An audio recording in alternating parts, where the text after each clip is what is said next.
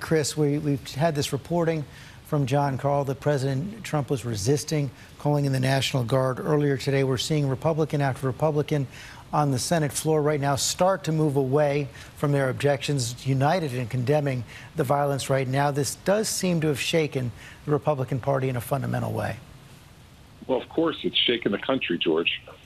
And, Republicans I know are countrymen and women and patriots.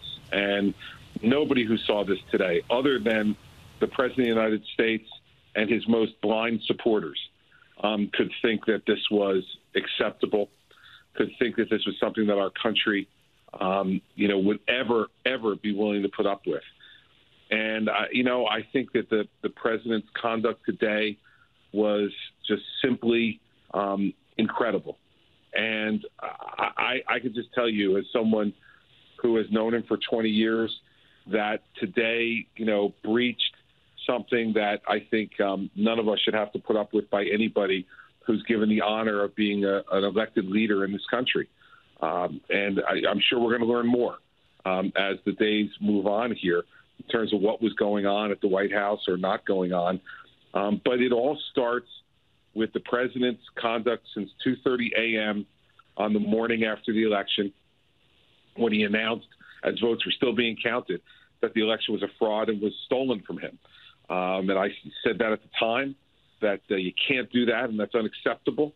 And it's continued now for 8 weeks unabated. And so those people today who had been lied to consistently by the president about a fraudulent election acted out, and acted out not just on their own, George, but through his encouragement. And I did listen carefully to what he said this morning at that rally, not to mention what Don Jr. said, what Rudy Giuliani said, but what the president said, which was, we're not going to protect our freedom by being weak. We have to be strong. And it's through strength, and encourage them to march up to Capitol Hill. That is something that no president of the United States should ever do.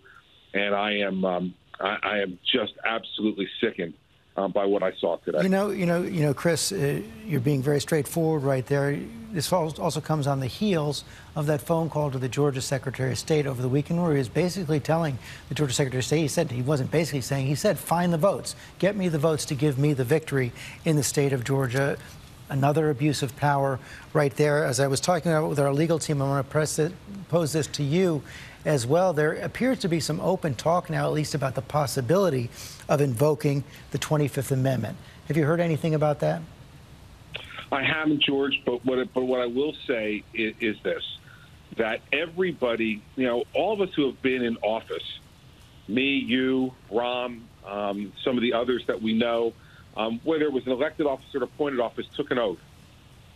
And that oath is not just, as you know, for the people who are elected. That oath is also for the people who are appointed. So whether it's members of the cabinet, members of the senior staff at the White House who are commissioned by the president, you all take an oath.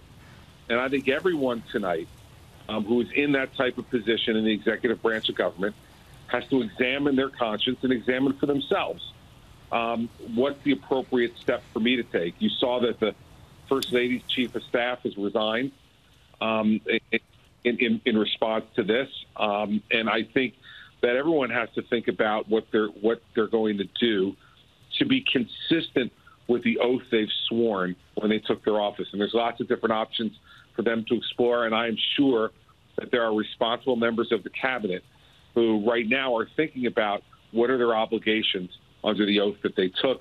And if they're not thinking about those things, they should be, because to have the leader of the United States of America, and it's not only incite them, George, in his earlier speech, but it's the video that he put out afterwards where he said, he loved them and that, they were good people. Well, I'm sure there were good people in that crowd today, George, not the ones that were breaking into the Capitol. I'm sure there were people who came to peacefully protest. But I remember this summer that we all tried to make distinctions between those people who came to peacefully protest in support of some of the racial policing issues that we had, and those people who were committing violent acts and using it as an excuse to commit violence and to loot. I was one of those people who said there's a difference there, and we should condemn those people who commit violence. We didn't hear that from the president today. He was very loud in condemning the people who committed violent acts this summer, yet today he lumped all those people into the same category, and they're not in the same category. And he should have been repudiating those who were committing violent acts today, and he should be calling on law enforcement to arrest those people and prosecute them to the fullest extent of the law. And that's another place where he's violated his oath and betrayed the American people. Can't have stronger words than that. Christie, thanks very much.